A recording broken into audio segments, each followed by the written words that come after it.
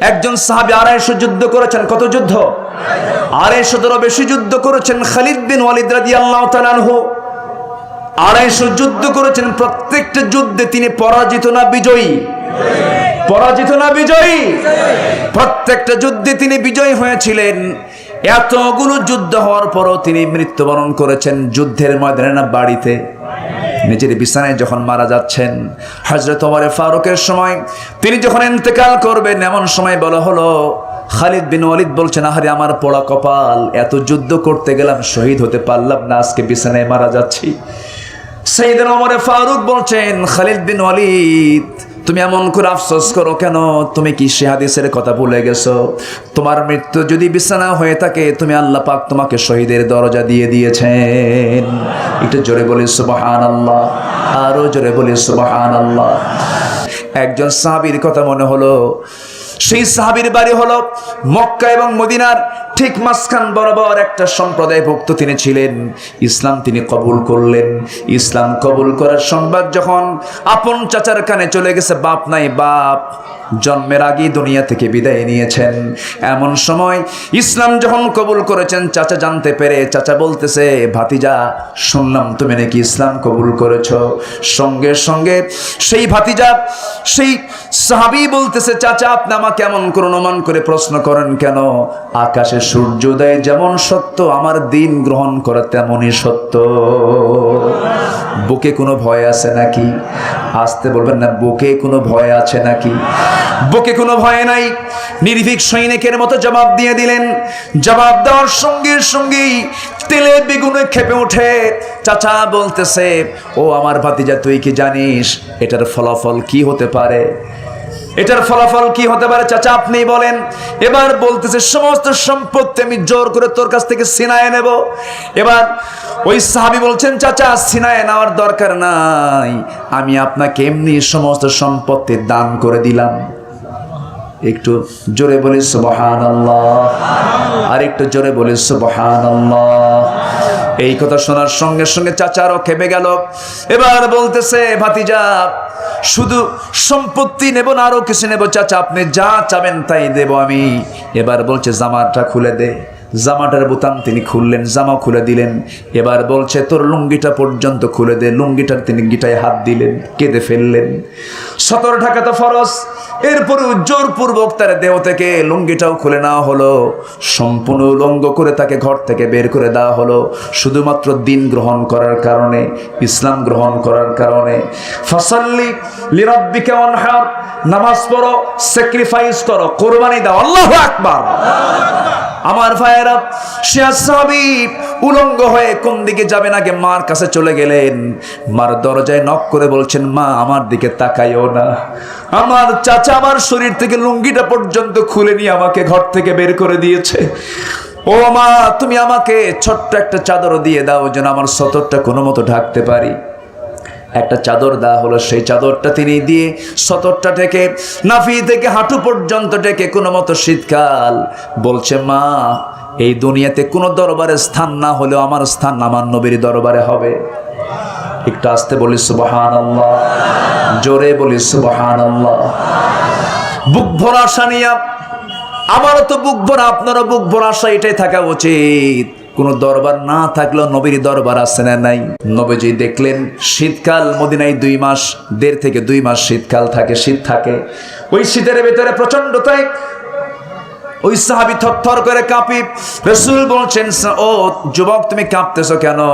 থামো, তোমার জন্য ব্যবস্থা করছি। কোনো প্রশ্ন না করে তিনি আগে ঘরের মধ্যে ঢুকলেন। 2টা জুব্বা নিজের পরনের বের করলেন। নবীর গায়ের 2টা জুব্বা হাতের মধ্যে নিয়ে বলছেন, ও ও যুবক তোমার কি হয়েছে বলো। কি ইয়া রাসূলুল্লাহ, আমি দিন গ্রহণ করেছি।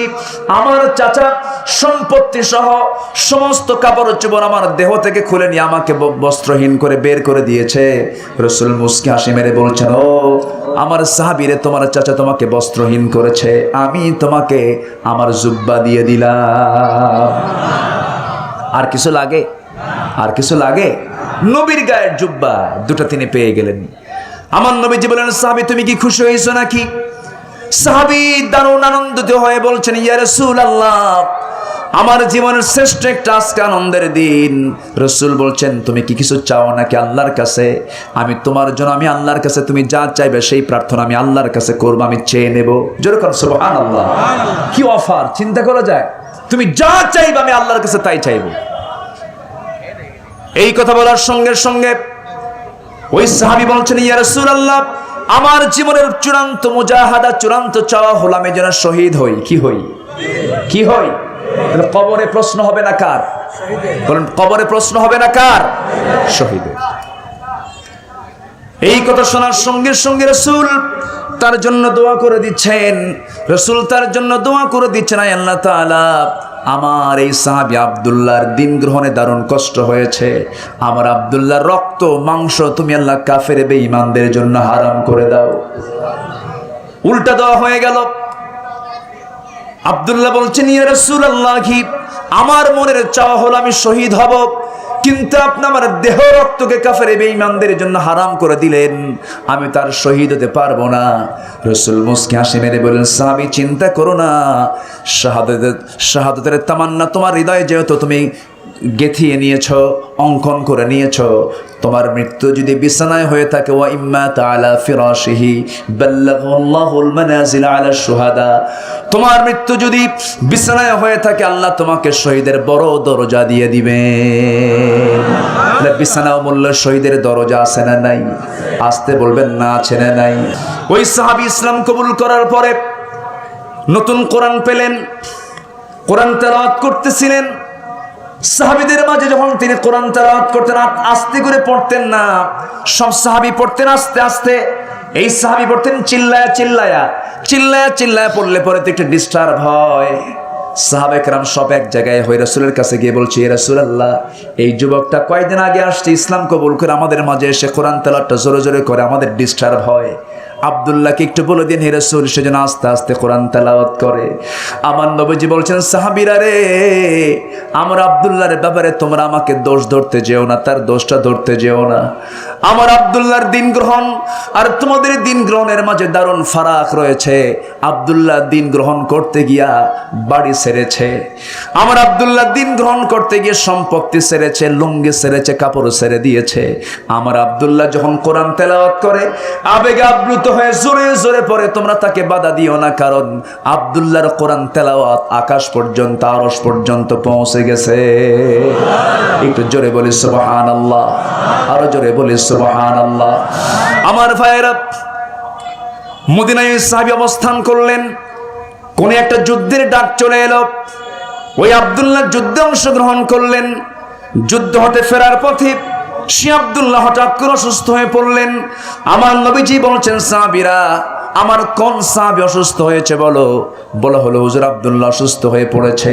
রাসূল বলেন, সাহাবীরা রে, দেখো তো চিকিৎসা করো, সুস্থ হয় কিনা।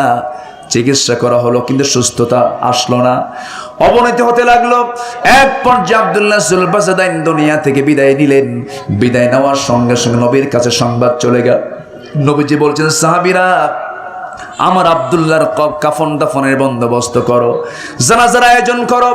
জানাজার দায়িত্ব আমি কাউকে দেব না, আমি রাসূল নিজে জানাজা পড়াবো।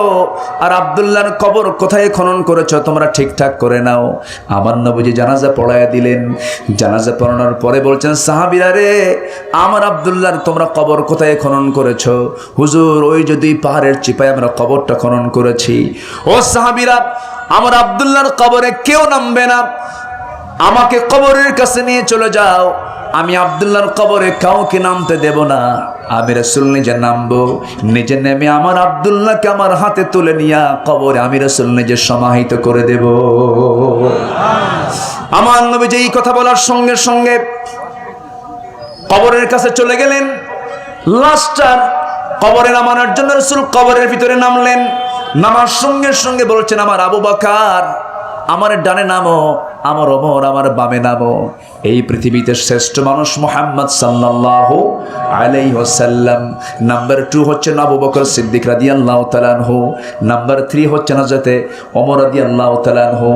এই তিনজন সেরা সেরা তিনজন মানুষ নবীর কবরে নামলেন। লাশটা নেওয়ার জন্য হাত দুইটা রাসূল আগায় দিলেন।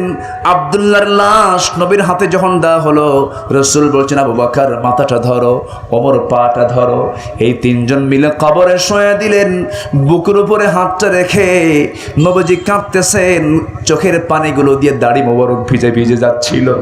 আমার নবীজি কাঁদেন আর বলেন, ও আকাশের মালিক, আব্দুল্লাহর ইতিহাস তুমি আল্লাহ ভালো করে জানো। আমার আব্দুল্লাহ আজকে কবরে সমাহিত হলো। এই আব্দুল্লাহর এই মুহূর্ত পর্যন্ত, আজ পর্যন্ত আমি আব্দুল্লাহর উপরে সন্তুষ্ট আছি, তুমি আল্লাহ সন্তুষ্ট হয়ে যাও।